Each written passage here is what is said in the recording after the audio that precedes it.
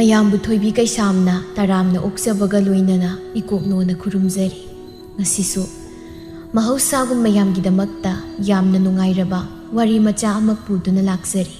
ꯋꯥꯔꯤ ꯑꯁꯤꯕꯨ ꯊꯥꯕꯤꯔꯛꯄꯅ ꯒꯧꯔꯁ꯭ꯌꯥꯝ ꯍꯥꯎꯕꯤꯖꯝ꯫ ꯍꯧꯖꯤꯛ ꯃꯌꯥꯝꯒꯤ ꯃꯐꯝꯗ ꯋꯥꯔꯤ ꯑꯁꯤ ꯈꯨꯗꯣꯜ ꯇꯝꯖꯔꯤ꯫ ꯃꯌꯥꯝ ꯄꯨꯟꯅ ꯇꯥꯃꯤꯟꯅꯔꯁꯤ꯫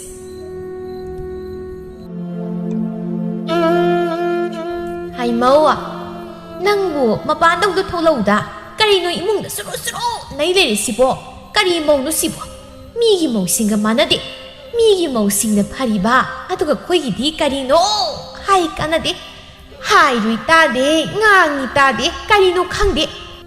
ꯂꯥꯏꯖ ꯐꯅ ꯏꯪ ꯇꯞꯆꯕ ꯃꯧꯅꯤ, ꯑꯗꯨꯕꯨ ꯃꯅꯦꯝ ꯑꯁꯪꯕꯤꯅ ꯀꯌꯥ ꯄꯥꯝꯗꯕꯒꯤ ꯈꯔ ꯌꯦꯡꯁꯤꯜꯂꯤꯕꯅꯤ꯫ ꯂꯥꯏꯖ ꯊꯣꯛꯂꯛꯏ꯫ ꯀꯩꯅꯣ ꯏꯃꯥ, ꯄꯪꯀꯧꯗ ꯀꯧꯔꯤꯕꯗꯨꯕꯣ? ꯀꯔꯤ ꯍꯥꯏꯒꯦ ꯍꯥꯏꯕꯅꯣ? ꯑꯩꯁꯨ ꯅꯆꯥꯅꯨꯄꯥꯟ ꯊꯕꯛ ꯆꯠꯄꯒꯤ ꯀꯩꯅꯣ ꯈꯔ ꯌꯦꯡꯁꯤꯜꯂꯤ꯫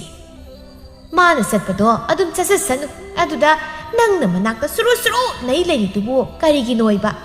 ꯀꯩꯅꯣ ꯏꯃꯥ, ꯃꯥꯅ ꯄꯨꯒꯗꯕ ꯄꯣꯠꯁꯤꯡꯗꯣ ꯌꯣꯝꯗꯅ ꯈꯣꯠꯇꯅ ꯇꯧꯔꯤꯕꯅꯤ ꯀꯩꯅꯣ꯫ ꯍꯩ, ꯅꯪꯒꯤ ꯍꯧꯅꯕꯤ, ꯑꯩꯅ ꯋꯥ ꯑꯃ ꯉꯥꯡꯕꯗ ꯅꯪꯅ 3-4 ꯈꯨꯝꯖꯤꯜꯂꯛꯄꯤꯗꯣ ꯇꯧꯔꯛꯀꯅꯨ ꯀꯣ꯫ ꯂꯦꯝꯕ ꯊꯣꯛꯂꯛꯏ꯫ ꯃꯥ, ꯑꯩ ꯑꯃꯨꯛ ꯆꯠꯂꯨꯈꯤꯒꯦ꯫ ꯑꯁꯤ ꯍꯥꯏꯗꯨꯅ ꯃꯃꯥꯕꯨ ꯈꯨꯔꯨꯝꯃꯤ꯫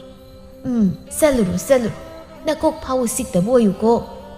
ꯑꯁꯨꯝꯅ ꯃꯆꯥꯕꯨ ꯕꯣꯔ ꯄꯤꯕꯤꯔꯤ꯫ ꯂꯦꯝꯕ ꯂꯥꯏꯖꯗ ꯅꯨꯡꯁꯤꯕ ꯃꯤꯠꯌꯦꯡ ꯌꯦꯡꯂꯒ, ꯑꯩ ꯑꯃꯨꯛ ꯆꯠꯂꯨꯈꯤꯒꯦ꯫ ꯅꯪ ꯒ꯭ꯌꯥꯟ ꯇꯥꯅ ꯂꯩꯌꯨꯀꯣ꯫ ꯏꯃꯥꯒꯤ ꯁꯦꯕꯥ ꯐꯖꯅ ꯇꯧ꯫ ꯏꯃꯥꯕꯨ ꯃꯄꯨꯛꯅꯤꯡ ꯅꯨꯡꯁꯤꯍꯟꯒꯅꯨꯀꯣ꯫ ꯍꯣꯏ, ꯑꯩ ꯀꯩꯁꯨ ꯇꯧꯔꯨꯏ, ꯄꯥꯈꯠꯀꯅꯨ ꯏꯕꯨꯡꯉꯣ꯫ ꯅꯪꯅ ꯆꯠꯀꯗꯕꯗꯣ ꯐꯖꯅ ꯆꯠꯂꯨ꯫ ꯁꯣꯏꯗ ꯉꯥꯝꯗꯅ ꯏꯅꯥꯛꯇ ꯑꯃꯨꯛ ꯍꯜꯂꯛꯎꯀꯣ꯫ ꯑꯁꯪꯕꯤ ꯃꯆꯤꯟ ꯄꯩꯊꯣꯛꯂꯒ ꯂꯩ, ꯇꯞꯅ ꯍꯥꯏ꯫ ꯇꯧꯖ ꯁꯥꯔꯤꯁꯤ ꯀꯤꯗꯕꯅ꯫ ꯑꯁꯨꯝꯅ ꯂꯦꯝꯕ ꯂꯪꯐꯩꯗ ꯊꯕꯛ ꯁꯨꯕ ꯆꯠꯈ꯭ꯔꯦ꯫ ꯂꯥꯏꯖ ꯂꯦꯝꯕꯅ ꯆꯠꯈꯤꯕꯗꯨ ꯌꯦꯡꯗꯨꯅ ꯂꯩꯍꯧꯏ꯫ ꯉꯥꯏꯍꯥꯛ ꯌꯦꯡꯂꯒ ꯂꯥꯏꯖ ꯏꯃꯨꯡꯗ ꯆꯪꯈ꯭ꯔꯦ꯫ ꯑꯁꯪꯕꯤꯅ ꯋꯥ ꯍꯩꯒꯦ ꯍꯥꯏꯗꯅ ꯐꯠ ꯂꯩꯊꯣꯔꯛꯄꯗ ꯂꯥꯏꯖ ꯂꯩꯔꯝꯗꯕꯗꯨꯗ ꯑꯁꯪꯕꯤꯅ ꯁꯥꯎꯅ, ꯍꯩꯃ, ꯑꯩꯅ ꯋꯥ ꯑꯝꯇ ꯍꯥꯏꯒꯦ ꯇꯧꯕꯁꯦ ꯑꯃꯨꯛꯀꯁꯨ ꯂꯩꯔꯝꯗ꯭ꯔꯦꯅꯦ ꯃꯁꯤꯒꯤ ꯃꯧꯁꯦ꯫ ꯍꯨꯠ ꯍꯥ ꯒ꯭ꯌꯥꯟꯒ ꯇꯥꯗꯦꯗ꯫ ꯍꯩ ꯂꯥꯏꯖ, ꯂꯥꯏꯖ! ꯑꯁꯨꯝꯅ ꯀꯧꯔꯗꯨꯅ ꯏꯃꯨꯡꯗ ꯆꯪꯈ꯭ꯔꯦ꯫ ꯑꯁꯪꯕꯤꯅ ꯂꯥꯏꯖꯕꯨ ꯃꯤꯀꯨꯞ ꯀꯥꯡꯗꯅ ꯄꯥꯈꯣꯟꯁꯤ ꯈꯣꯡꯊꯥꯡ ꯈꯨꯗꯤꯡ ꯌꯦꯡꯁꯤꯜꯂꯤ꯫ ꯑꯗꯨ ꯐꯥꯎꯕ ꯂꯥꯏꯖ ꯀꯔꯤꯁꯨ ꯍꯩꯖꯗꯦ꯫ ꯅꯣꯡꯃ ꯅꯨꯃꯤꯠ ꯑꯃꯅꯤ, ꯑꯁꯪꯕꯤ ꯂꯩꯀꯥꯏ ꯀꯣꯏꯔꯛꯏ꯫ ꯁꯤꯖ ꯍꯣꯏꯗ ꯆꯪꯂꯛꯏ꯫ ꯑꯣ ꯁꯤꯖ ꯂꯩꯕ꯭ꯔꯣ? ꯀꯩꯅꯣꯅꯦ, ꯑꯁꯨꯛ ꯀꯟꯅ ꯀꯧꯕꯁꯤ ꯀꯅꯥꯝꯇ ꯈꯨꯝꯂꯛꯇꯦꯅꯦ꯫ ꯍꯩꯃ, ꯅꯪ ꯑꯣꯏꯔꯦ ꯉꯁꯥꯏꯗꯤ ꯀꯧꯔꯤꯁꯦ? ꯑꯩꯗꯤ ꯀꯅꯥꯒ ꯑꯣꯏꯔꯕꯣꯏ ꯅꯤꯡꯉꯨꯔꯦ꯫ ꯂꯥꯛꯑꯣ, ꯐꯝꯁꯤ ꯂꯥꯛꯑꯣ꯫ ꯅꯪꯕꯨ ꯏꯃꯨꯡꯗ ꯀꯔꯤ ꯇꯧꯔꯤꯒꯦ? ꯀꯧꯕꯒ ꯁꯨꯛꯇꯥ ꯇꯥꯗ꯭ꯔꯤꯁꯤꯕꯣ? ꯑꯣ, ꯀꯔꯤ ꯇꯧꯔꯨꯅꯦꯒꯦ? ꯊꯕꯛ ꯂꯣꯏꯁꯤꯜꯂꯨꯔꯤꯕ꯫ ꯑꯦ, ꯀꯔꯤꯅꯣ ꯅꯪꯅ ꯍꯥꯏꯔꯤꯗꯨꯕꯣ? ꯅꯃꯧꯅ ꯀꯥꯏ ꯆꯠꯈ꯭ꯔꯕ? ꯑꯣ, ꯆꯠꯈ꯭ꯔꯦ꯫ ꯀꯗꯥꯏꯗꯅꯣ ꯆꯠꯈ꯭ꯔꯦ ꯍꯥꯏꯔꯤꯁꯤꯕꯣ? ꯀꯗꯥꯏ ꯆꯠꯈ꯭ꯔꯤꯅꯣ? ꯃꯄꯥꯝꯗ ꯀꯩꯗꯧꯕꯅꯣ ꯈꯪꯗꯦ꯫ ꯃꯄꯥꯝꯁꯤꯅ ꯄꯪꯆꯠꯇ ꯆꯠꯂꯤ, ꯅꯤꯅꯤ ꯀꯥꯡꯗꯦ, ꯄꯦꯜꯂ ꯄꯣꯠꯅꯤ꯫ ꯑꯗꯨꯕꯨ ꯀꯩꯗꯧꯕꯅꯣ ꯃꯥꯅ ꯃꯄꯥꯟꯗ ꯄꯪꯆꯠꯇ ꯆꯠꯂꯤꯕꯗꯨꯕꯣ? ꯑꯗꯣ ꯅꯆꯥꯅꯨꯄꯥꯅꯗꯤ ꯌꯥꯕ꯭ꯔꯣ? ꯀꯗꯥꯏꯗꯒꯤ ꯃꯥꯁꯨ ꯌꯥꯎꯔꯤꯕꯅꯤꯅꯦ꯫ ꯃꯇꯩ ꯃꯅꯥꯎ ꯆꯞ ꯃꯥꯟꯅꯩ, ꯁꯣꯔ ꯍꯣꯟꯗꯦ, ꯃꯄꯥꯟ ꯆꯠꯂꯤꯕꯅꯦ꯫ ꯁꯪꯕꯤ ꯏꯕꯦꯝꯃ, ꯑꯩꯁꯦ ꯀꯔꯤ ꯍꯥꯏꯗꯣꯏꯅꯣ ꯈꯪꯗꯦ꯫ ꯑꯩꯅ ꯍꯥꯏꯕꯁꯨ ꯂꯧꯗꯦ꯫ ꯏꯆꯥꯁꯤꯅ ꯌꯥꯕꯅꯤꯅꯅꯦ ꯑꯩꯁꯨ ꯋꯥ ꯉꯥꯡꯐꯝ ꯈꯪꯗꯦ꯫ ꯁꯤꯖ ꯍꯣꯏꯒꯤꯗꯤ ꯃꯃꯧꯗꯨ ꯃꯄꯥꯝꯗ ꯌꯥꯝꯅ ꯆꯠꯀꯟꯕꯤ, ꯉꯥꯡꯅꯕ ꯏꯌꯥ ꯌꯥꯗꯕꯤ꯫ ꯑꯗꯨꯕꯨ ꯑꯁꯪꯕꯤꯒꯤꯗꯤ ꯃꯃꯧꯗꯨ ꯐꯔꯤꯕꯅꯤ꯫ ꯑꯗꯨꯕꯨ ꯑꯁꯪꯕꯤꯅ ꯄꯥꯝꯗꯕꯒꯤ ꯑꯣꯠꯄꯤꯕꯒꯤ ꯋꯥꯅꯤ꯫ ꯑꯗꯨꯅꯤꯅꯦ ꯁꯤꯖ, ꯅꯪꯗ ꯅꯠꯇꯦꯅꯦ, ꯑꯩꯒꯤꯁꯨꯅꯤꯅꯦ꯫ ꯅꯪꯒꯤꯁꯨ ꯇꯧꯕ꯭ꯔꯣ? ꯍꯥꯏꯗꯅ ꯀꯥꯟꯅꯗꯦ ꯀꯔꯤꯅꯣ? ꯑꯩꯅ ꯍꯥꯏꯕꯁꯨ ꯂꯧꯗꯦ꯫ ꯃꯥꯅ ꯊꯣꯛꯄ ꯑꯃ, ꯃꯃꯥ ꯑꯃ ꯂꯩꯔꯤ ꯈꯟꯗꯅꯅꯦ ꯊꯋꯥ ꯁꯥꯕꯤꯕ ꯅꯠꯇꯦ꯫ ꯃꯥꯒꯤ ꯀꯨꯁꯤꯅꯤ ꯇꯧꯔꯤꯁꯦ ꯏꯃꯨꯡꯗꯨꯗ꯫ ꯑꯩꯗꯔ ꯏꯕꯣ, ꯅꯪꯁꯨ ꯇꯧꯔꯤꯕꯣꯏꯔꯦ? ꯑꯁꯪꯕꯤ ꯃꯃꯧꯒꯤ ꯑꯐꯕ ꯋꯥ ꯑꯝꯇ ꯍꯥꯏꯗꯦ꯫ ꯅꯣꯡ ꯍꯦꯛ ꯉꯥꯟꯕꯗꯒꯤ ꯅꯨꯃꯤꯠ ꯇꯥꯕ ꯐꯥꯎꯕꯁꯦ ꯊꯕꯛ ꯃꯅꯥ ꯑꯝꯇ ꯁꯨꯗꯦ꯫ ꯆꯥ ꯈꯔ ꯊꯣꯡꯂꯒ ꯑꯗꯩꯗꯤ ꯆꯥꯔꯅꯤ, ꯑꯗꯨꯒꯅꯦ ꯐꯃꯨꯡꯗ ꯅꯥꯈꯣꯛꯇꯨꯅ ꯇꯨꯝꯂꯤꯕ꯫ ꯈꯪꯗꯦ, ꯅꯨꯃꯤꯠ ꯆꯨꯞꯄ ꯑꯃ ꯏꯃꯨꯡꯗ ꯁꯨꯔꯨ ꯅꯩꯔꯤꯕ꯫ ꯃꯋꯥꯁꯤꯒꯤ ꯃꯅꯥꯛꯇ ꯏꯀꯥꯏ ꯁꯪꯕꯣꯏ ꯍꯥꯡꯉꯤ꯫ ꯀꯔꯤꯅꯣ? ꯑꯁ, ꯑꯩꯈꯣꯏ ꯍꯥꯛꯇꯛꯇꯅꯦ ꯁꯨꯃꯥꯏꯅ ꯇꯧꯖꯔꯛꯇꯦ꯫ ꯀꯔꯤ ꯍꯥꯏꯒꯗꯕꯅꯣ ꯈꯪꯗ꯭ꯔꯦꯗ꯫ ꯃꯤꯅ ꯃꯃꯧ ꯐꯪꯂꯒ ꯄꯣꯊꯥꯅꯩꯌꯦ, ꯑꯩꯈꯣꯏꯗꯤ ꯂꯣꯏꯔꯦ꯫ ꯃꯧ ꯐꯪꯂꯒ ꯑꯍꯜ ꯑꯩꯈꯣꯏꯁꯦ ꯎꯀꯥꯏ ꯇꯛꯏ꯫ ꯑꯗꯨꯅꯤ ꯃꯤ, ꯑꯩꯒꯤ ꯏꯆꯥꯅꯨꯄꯥꯁꯤꯅ ꯀꯗꯥꯏꯗꯒꯤ ꯀꯃꯥꯏꯅ ꯄꯨꯔꯛꯂꯤꯕꯅꯣ ꯈꯪꯗꯦꯕ ꯇꯧꯔꯤꯁꯦ꯫ ꯑꯣ, ꯉꯔꯥꯡꯗꯣ ꯏꯆꯥꯅꯨꯄꯥꯗꯣ ꯂꯥꯛꯄꯩ ꯆꯠꯈꯤ꯫ ꯏꯆꯥꯗꯨꯅ ꯆꯠꯂꯝꯗꯥꯏꯗ ꯑꯁꯨꯝꯅ ꯍꯥꯏꯔꯝꯃꯤ꯫ ꯀꯔꯤ ꯍꯥꯏꯔꯝꯂꯤꯕ? ꯑꯣ, ꯃꯧꯗꯨꯗ ꯃꯥꯅ ꯅꯤꯡꯊꯤꯅ ꯂꯩꯔꯝꯃꯨ, ꯏꯃꯥꯒꯤ ꯁꯦꯕꯥ ꯐꯖꯅ ꯇꯧ, ꯏꯃꯥꯕꯨ ꯋꯥꯔꯧꯍꯟꯒꯅꯨ ꯍꯥꯏꯔꯝꯃꯤ꯫ ꯑꯗꯨꯗꯩ ꯀꯩꯗꯧꯔꯕ? ꯃꯧꯗꯨꯅ ꯏꯆꯥꯗꯨꯒꯤ ꯃꯥꯡꯗ ꯑꯐꯕ ꯁꯥꯗꯨꯅ ꯈꯨꯝꯃꯤꯅꯤ꯫ ꯀꯔꯤ ꯈꯨꯝꯃꯤꯕ? ꯍꯣꯏ ꯂꯩꯔꯝꯒꯦ ꯁꯤꯅꯤ꯫ ꯑꯗꯨꯒ ꯏꯆꯥꯗꯣ ꯍꯦꯛ ꯆꯠꯈꯤꯕꯒ ꯃꯥꯅ ꯊꯣꯛꯄ ꯂꯩꯈ꯭ꯔꯦ, ꯀꯧꯋꯤ ꯇꯥꯗꯦ, ꯂꯝꯃꯤ ꯇꯥꯗꯦ, ꯍꯥꯏ ꯇꯥꯗꯦ꯫ ꯀꯔꯤꯅꯣ ꯍꯩꯈ꯭ꯔꯦ ꯍꯧꯖꯤꯛꯀꯥꯟꯒꯤ ꯃꯧꯁꯤꯡꯁꯦ ꯃꯋꯥꯒꯤ ꯃꯃꯥꯡꯗꯅ ꯑꯐꯕ ꯁꯥꯔꯤꯕ, ꯑꯗꯨꯒ ꯃꯋꯥ ꯂꯩꯇ꯭ꯔꯒꯅ ꯁꯛꯂꯣꯟ ꯑꯃ, ꯁꯛꯂꯣꯟ ꯄꯨꯕꯤ ꯂꯤꯟ ꯍꯥꯏꯗꯨ ꯇꯥꯔꯦ꯫ ꯑꯗꯨꯅꯤꯅꯦ ꯑꯁꯪꯕꯤ, ꯍꯧꯖꯤꯛꯀꯥꯟꯒꯤ ꯃꯧꯁꯦ ꯑꯩꯗꯤ ꯄꯥꯝꯖꯈꯤꯗ꯭ꯔꯦ, ꯊꯥꯏꯅꯒ ꯃꯥꯟꯅꯗ꯭ꯔꯦ꯫ ꯑꯁꯨꯝꯅ ꯑꯁꯪꯕꯤꯅ ꯃꯃꯧ ꯂꯥꯏꯖꯒꯤ ꯃꯔꯝꯗ ꯑꯐꯕ ꯑꯃꯠꯇ ꯍꯥꯏꯔꯝꯗꯦ꯫ ꯑꯁꯪꯕꯤ ꯂꯩꯀꯥꯏꯗ ꯆꯠꯇꯨꯅ ꯋꯥꯊꯤ ꯉꯥꯡꯕ ꯌꯥꯕ ꯉꯥꯡꯂꯨꯔꯒ ꯃꯌꯨꯝꯗ ꯍꯜꯂꯛꯏ꯫ ꯁꯣꯝꯗꯅ ꯂꯥꯏꯖ ꯃꯅꯦꯝꯅ ꯍꯜꯂꯛꯂꯒ ꯆꯥꯛ ꯂꯣꯏꯔꯝꯂꯦ ꯍꯥꯏꯗꯨꯅ ꯉꯥꯡꯂꯅꯤ ꯍꯥꯏꯗꯅ ꯆꯥꯛ ꯂꯣꯏꯁꯤꯜꯂꯒ ꯃꯃꯥꯒꯤ ꯁꯔꯨꯛ ꯈꯤꯟꯗꯨꯅ ꯊꯝꯃꯤ꯫ ꯑꯁꯪꯕꯤ ꯏꯊꯦꯡ ꯊꯦꯡꯅ ꯍꯜꯂꯛꯂꯒ ꯏꯁꯧ ꯂꯥꯡꯅ ꯍꯥꯏꯔꯛꯏ꯫ ꯀꯔꯤꯅꯣ ꯍꯧꯖꯤꯛꯀꯥꯟꯒꯤ ꯃꯧꯁꯤꯡꯁꯦ ꯇꯧꯔꯤꯁꯦ? ꯌꯦꯡꯅꯤꯡꯗꯕꯅ ꯃꯅꯦ ꯃꯀꯨꯒꯤ ꯁꯦꯕꯥ ꯇꯧꯅꯤꯁꯨ ꯈꯪꯗꯦ, ꯃꯋꯥ ꯃꯄꯨꯔꯣꯏꯕꯒꯤ ꯁꯦꯕꯥ ꯇꯧꯅꯤꯁꯨ ꯈꯪꯗꯦ, ꯅꯣꯡꯉꯦ ꯉꯥꯟꯕꯗꯒꯤ ꯅꯨꯃꯤꯠ ꯇꯥꯕ ꯐꯥꯎꯕ ꯇꯨꯝꯕꯒ ꯆꯥꯕꯒ ꯊꯕꯛ ꯑꯃ ꯇꯧꯅꯤꯁꯨ ꯈꯪꯗꯦ꯫ ꯑꯁꯨꯝꯅ ꯉꯥꯡꯗꯨꯅ ꯑꯃꯨꯛ ꯍꯥꯏꯔꯛꯏ꯫ ꯀꯗꯥꯏ ꯆꯠꯈ꯭ꯔꯦ ꯑꯩꯈꯣꯏꯒꯤ ꯍꯩꯁꯤꯡꯕꯤ ꯁꯨꯅꯤꯡꯗꯕꯤꯗꯨꯅ? ꯆꯥꯛꯄꯨ ꯊꯣꯡꯈ꯭ꯔꯕ ꯖꯥꯠꯂꯥ? ꯍꯩ ꯂꯥꯏꯖꯥ! ꯑꯁꯨꯝꯅ ꯀꯣꯏꯀꯧ ꯀꯧꯔꯛꯏ ꯂꯥꯏꯖ꯫ ꯃꯃꯥ ꯉꯥꯏꯕ ꯑꯣꯏꯅ ꯏꯪꯈꯣꯜꯗ ꯃꯅꯥ ꯃꯁꯤꯡ ꯈꯔ ꯊꯥꯔꯨꯕꯅꯤ꯫ ꯃꯃꯥꯅ ꯀꯧꯕꯗꯨ ꯇꯥꯔꯗꯨꯅ ꯆꯪꯂꯛꯏ꯫ ꯀꯩ ꯍꯥꯏꯒꯦ ꯏꯃꯥ? ꯍꯩ ꯀꯗꯥꯏ ꯆꯠꯂꯨꯒꯦ? ꯑꯩꯅ ꯉꯁꯥꯏꯗꯒꯤ ꯀꯧꯔꯤꯁꯤ ꯇꯥꯗ꯭ꯔ ꯅꯪꯕꯣ? ꯏꯃꯥ ꯑꯩ ꯏꯃꯥ ꯉꯥꯏꯕ ꯑꯣꯏꯅ ꯏꯪꯈꯣꯜꯗ ꯃꯅꯥ ꯃꯁꯤꯡ ꯈꯔ ꯊꯥꯔꯨꯕꯅꯤ꯫ ꯅꯠꯇꯦ ꯍꯧꯖꯤꯛ ꯐꯥꯎꯕ ꯆꯥꯛ ꯊꯣꯡꯗ꯭ꯔꯤꯕ꯭ꯔꯥ ꯅꯪꯕꯣ? ꯅꯪꯁꯤꯅ ꯍꯦꯛ ꯇꯧꯊꯣꯔꯛꯄ ꯊꯕꯛꯁꯤꯅꯅꯦ, ꯁꯤꯂꯝ ꯁꯤꯡꯊꯣꯡ ꯏꯈꯪ ꯈꯪꯗꯕꯁꯤꯅ ꯍꯧꯖꯤꯛꯄꯨ ꯏꯪꯈꯣꯜ ꯁꯨꯕꯒꯤ ꯃꯇꯝꯂꯣ? ꯆꯥꯛ ꯏꯁꯤꯡ ꯍꯥꯟꯅ ꯍꯣꯠꯅꯒꯦ ꯍꯥꯏꯗꯗꯅ꯫ ꯏꯃꯥ ꯆꯥꯛꯇꯤ ꯉꯁꯥꯏꯅ ꯂꯣꯏꯔꯕꯅꯤ, ꯏꯃꯥꯒꯤ ꯈꯤꯟꯗꯨꯅ ꯊꯝꯂꯕꯅꯤ꯫ ꯑꯩꯁꯨ ꯏꯇꯣꯝꯇ ꯆꯥꯕ ꯇꯟꯗꯅ ꯏꯃꯥ ꯉꯥꯏꯕ ꯑꯣꯏꯅ ꯏꯪꯈꯣꯜ ꯆꯪꯂꯨꯕꯅꯤ꯫ ꯑꯁꯪꯕꯤ ꯂꯥꯏꯖꯕꯨ ꯉꯥꯡꯒꯦ ꯈꯟꯕꯅꯤ, ꯑꯗꯨꯕꯨ ꯉꯥꯡꯐꯝ ꯂꯩꯇꯦ, ꯇꯨꯃꯤꯟꯅ ꯆꯪꯈ꯭ꯔꯦ꯫ ꯂꯥꯏꯖ ꯃꯇꯣꯝꯇ ꯁꯣꯟꯖꯍꯧꯏ꯫ ꯀꯔꯤ ꯑꯍꯜꯅꯣ ꯁꯤꯕꯣ? ꯉꯥꯡꯅꯤꯡꯂꯤꯕꯅꯤ ꯍꯥꯏꯗꯅ ꯃꯊꯣꯡ ꯃꯔꯝ ꯈꯪꯉꯦ ꯈꯪꯗꯅ ꯄꯪꯉꯥꯡꯗ ꯉꯥꯡꯏ꯫ ꯑꯩꯅ ꯑꯁꯨꯛ ꯐꯖꯅ ꯍꯣꯠꯅꯔꯤꯁꯤ ꯐꯥꯎꯕ ꯃꯁꯤꯡ ꯊꯥꯕꯤꯕ ꯅꯠꯇꯦ꯫ ꯂꯣꯏꯅꯕ ꯊꯣꯛꯅ ꯋꯥꯗꯧꯔꯤ꯫ ꯑꯁꯪꯕꯤ ꯆꯥꯕꯗ ꯍꯥꯎꯏ ꯍꯥꯎꯇꯦ ꯊꯤꯕꯤ, ꯆꯥꯅꯤꯡꯉꯒ ꯆꯥꯅꯤꯡꯗꯦꯒ ꯇꯧꯕꯤ, ꯆꯥꯕ ꯄꯦꯠꯄꯤ ꯅꯨꯄꯤꯅꯤ꯫ ꯑꯗꯨꯕꯨ ꯂꯥꯏꯖ ꯆꯥꯛꯈꯨꯝꯗ ꯑꯍꯥꯎ ꯑꯊꯨꯝ ꯄꯩꯗꯨꯅ ꯊꯝꯕꯗꯤ ꯅꯠꯇꯕꯅꯤꯅ ꯑꯔꯩꯕ ꯈꯔ ꯆꯥꯕ ꯌꯥꯅꯕ ꯍꯥꯏꯗꯅ ꯁꯦꯝ ꯁꯥꯗꯨꯅ ꯊꯣꯡꯂꯤꯕꯅꯤ꯫ ꯅꯣꯡꯃꯒꯤ ꯅꯨꯃꯤꯠꯅꯤ꯫ ꯂꯥꯏꯖ ꯃꯄꯥꯝꯗ ꯆꯠꯀꯗꯕꯒꯤ ꯂꯣꯏꯁꯤꯜꯂꯤ, ꯑꯗꯨꯕꯨ ꯃꯥ ꯃꯅꯦꯝꯒꯤ ꯆꯥꯛꯁꯨ ꯊꯣꯡꯂꯤꯕꯅꯤ꯫ ꯑꯩꯕꯨ ꯀꯔꯤ ꯏꯟꯁꯥꯡ ꯊꯣꯡꯗꯨꯅ ꯇꯧꯔꯤꯁꯤꯕꯣ? ꯏꯃꯥ ꯃꯇꯣꯝꯇꯒꯤꯅꯤ ꯊꯣꯡꯗꯣꯏꯁꯤꯁꯨ꯫ ꯑꯁ ꯆꯥꯕꯅꯒ ꯈꯔ ꯄꯦꯠꯄꯅꯤ, ꯀꯔꯤꯝꯇꯁꯨ ꯂꯩꯇꯦ, ꯉꯥꯁꯨ ꯑꯝꯇ ꯂꯩꯇꯦ, ꯀꯩꯅꯣ ꯇꯧꯗꯣꯏꯁꯦ? ꯑꯁꯤ ꯍꯥꯏꯗꯨꯅ ꯏꯪꯈꯣꯜꯗ ꯆꯪꯗꯨꯅ ꯀꯣꯏꯊꯤ ꯊꯤꯔꯒ ꯍꯋꯥꯏ ꯈꯔ ꯍꯦꯛꯂꯨꯔꯒ ꯉꯁꯤꯗꯤ ꯎꯄꯥꯏ ꯂꯩꯇꯦ, ꯃꯁꯤ ꯍꯦꯛꯇ ꯊꯣꯡꯕ ꯍꯥꯏꯗꯨꯅꯤ, ꯑꯩꯁꯨ ꯎꯄꯥꯏ ꯂꯩꯇꯦꯕ꯫ ꯑꯁꯨꯝꯅ ꯃꯥꯁꯨ ꯂꯣꯏꯁꯤꯜꯂꯤ, ꯆꯥꯛꯁꯨ ꯂꯣꯏꯁꯤꯟꯅꯕ ꯍꯣꯠꯅꯩ꯫ ꯍꯣꯕꯦ ꯍꯣꯕꯦ ꯇꯧꯗꯨꯅ ꯆꯥꯛꯇꯨ ꯂꯣꯏꯁꯤꯜꯂꯤ, ꯑꯗꯨꯒ ꯃꯃꯥꯒꯤ ꯆꯥꯛ ꯈꯤꯟꯗꯨꯅ ꯊꯝꯃꯤ꯫ ꯑꯗꯨꯒ ꯃꯥ ꯂꯣꯏꯁꯤꯜꯂꯒ ꯊꯣꯛꯂꯛꯏ ꯃꯪꯒꯣꯜꯗ ꯐꯝꯂꯤꯕꯤ ꯃꯅꯦꯝꯗ꯫ ꯏꯃꯥ ꯆꯥꯛ ꯈꯤꯟꯗꯨꯅ ꯊꯝꯂꯝꯂꯕꯅꯤ, ꯏꯟꯁꯥꯡ ꯊꯣꯡꯅꯕ ꯂꯩꯇꯗꯅ ꯍꯋꯥꯏ ꯍꯦꯛꯂꯒ ꯊꯣꯡꯂꯝꯂꯕꯅꯤ꯫ ꯉꯁꯤꯒꯤꯗꯤ ꯐꯅꯕ ꯆꯥꯔꯣ, ꯑꯩ ꯌꯨꯝꯗ ꯉꯥꯛꯇ ꯆꯠꯂꯨꯈꯤꯒꯦ, ꯏꯃꯥꯗꯣ ꯅꯥꯔꯤ ꯍꯥꯏꯌꯦ, ꯉꯥꯛꯇ ꯍꯥꯡꯂꯨꯈꯤꯒꯦ, ꯊꯨꯅ ꯍꯜꯂꯛꯀꯦ꯫ ꯑꯁꯪꯕꯤ ꯈꯨꯝꯅꯤꯡꯕꯣꯏ ꯈꯨꯝꯅꯤꯡꯗꯕꯣꯏ ꯂꯥꯏꯖ ꯊꯣꯛꯈ꯭ꯔꯦ꯫ ꯑꯁꯪꯕꯤ ꯃꯨꯔꯨꯝ ꯃꯨꯔꯨꯝ ꯁꯣꯜꯍꯧꯏ꯫ ꯀꯩ ꯊꯣꯛꯆꯩꯌꯦꯅ ꯃꯄꯥꯝꯗ ꯆꯠꯇꯣꯏ ꯇꯧ ꯂꯩ꯫ ꯏꯆꯥꯗꯨ ꯂꯩꯔꯤꯉꯩꯗꯗꯤ ꯁꯨꯃꯥꯏꯅ ꯇꯧꯔꯝꯗꯕꯅꯤ, ꯃꯥ ꯍꯦꯛ ꯂꯩꯇꯕꯗꯒꯤ ꯆꯠꯈꯤꯕꯁꯤꯅ ꯃꯅꯤꯡ ꯇꯝꯂꯦ, ꯅꯨꯡꯉꯥꯏꯔꯦ ꯀꯩꯅꯣ? ꯇꯧꯁꯅꯨ ꯑꯗꯨꯕꯨꯗꯤ ꯏꯆꯥꯗꯨ ꯂꯥꯛꯂꯒ ꯈꯪꯏꯗꯅ꯫ ꯑꯁꯤ ꯍꯥꯏꯔꯝꯂꯒ ꯑꯁꯪꯕꯤ ꯆꯥꯛ ꯆꯥꯕ ꯆꯪꯈ꯭ꯔꯦ꯫ ꯆꯥꯛ ꯆꯥꯒꯦ ꯍꯥꯏꯗꯨꯅ ꯍꯦꯛ ꯊꯥꯡꯗꯣꯛꯄꯒ ꯂꯩꯔꯝꯂꯤꯕ ꯏꯟꯁꯥꯡꯗꯨ ꯎꯕꯗ, ꯑꯦ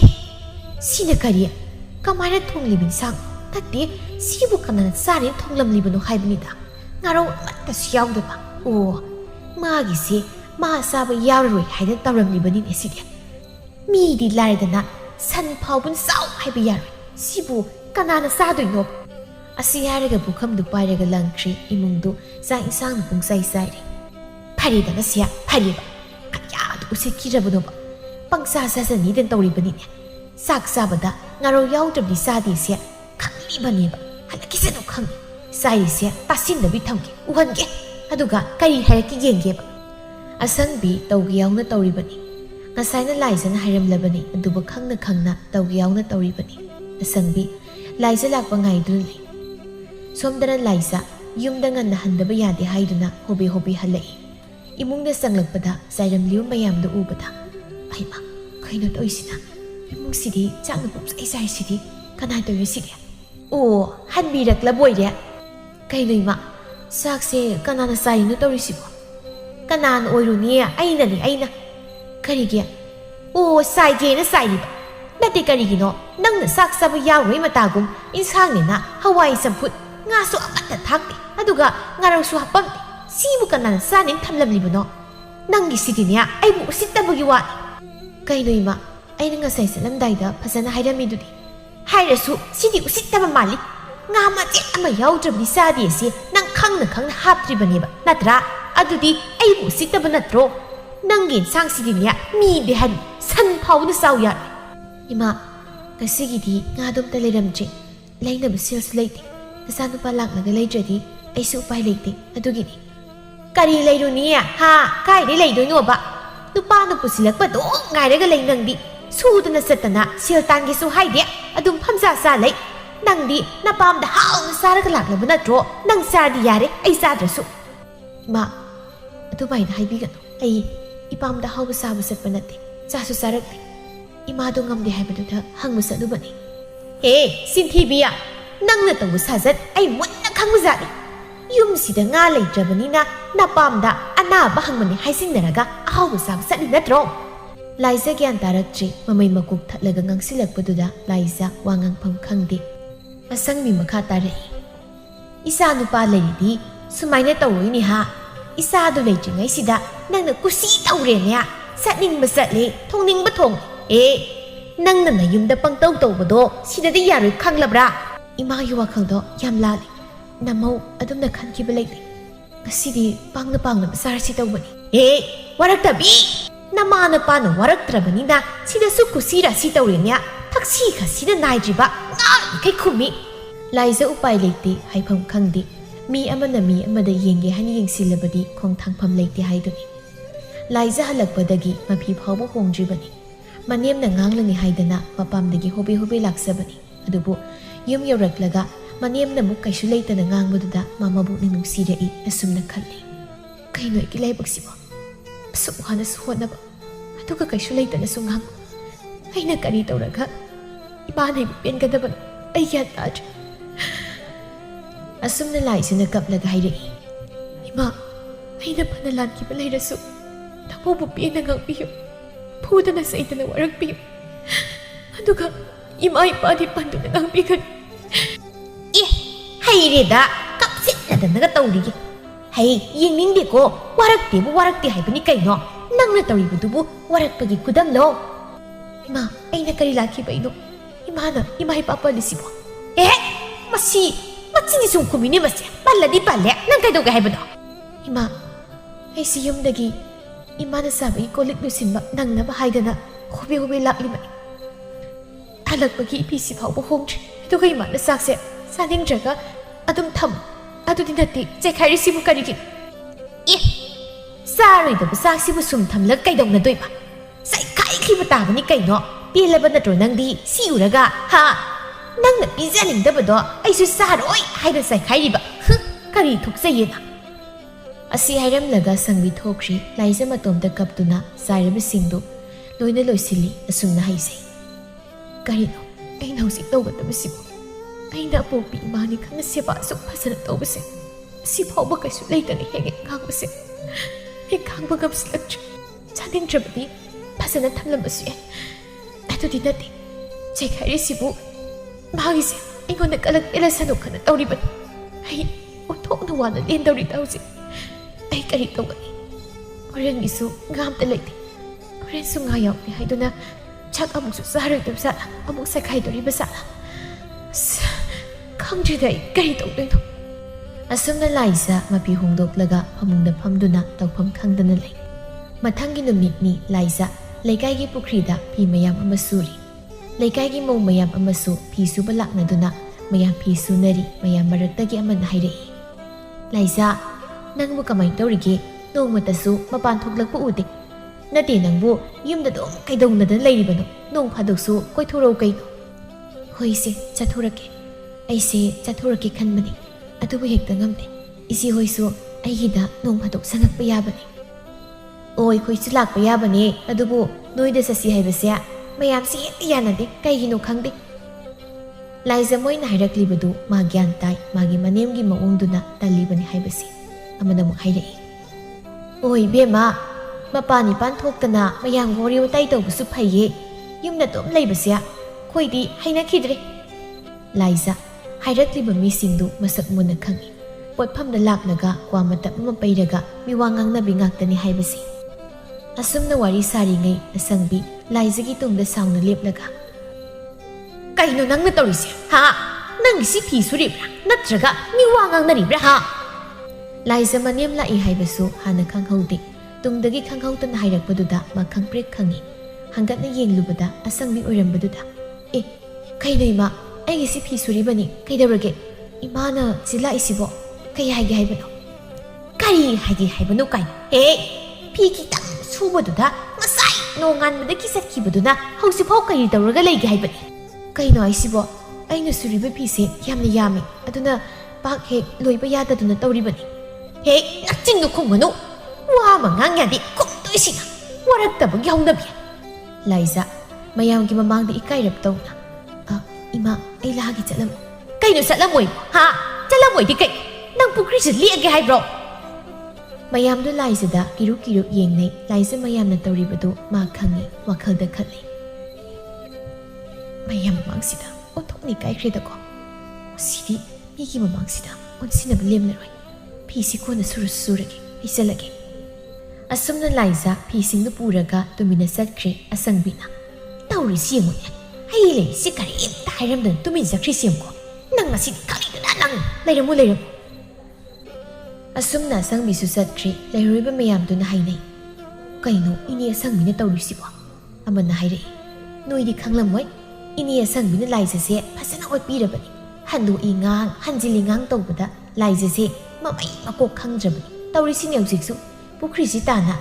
laklaga ngang larisini amanam adudi Laiza se othokna wana khanglamlani ta ado magi nupadi langphaidane thabak suba sakki mali nangdi yamuna khangina kaino moi gaiga yumlonari basidi aidi Laiza se khangi haibani ini asangmina Laiza da ngangai sabi mayam se aidi tapa ngamti Laiza di pakna bu khumdenia phana waina khangli aingona goiradi ko sheka aina gadau amanam adudi Laiza se yawwana khanglamani yam nungai diye magi misang sangbigadaba magi nupa su leitaba as khangdeda masi aingona thokidaba masi gumbasi o thoktaba lai khurumo aina haisini aina da tau nate Laiza na asangbi siba phasana tawjaribaneba adumaktada khongthang khudi ngangi haiba aman haire o yare tosi ikhoina ngangnarise miwa kawe ini asangbido amuk haladi khoi nungaini e halo haribani di halo rasu makya to sikki harini mayamda wa launa no I somda Laiza isau langna phi suri kaino khangbe migi mamangdu natradi nangpham leitrap haibani I pelabani hai kaino nangna tawrisia ha nate mayamdu nai sibu kari oina khalamgadageba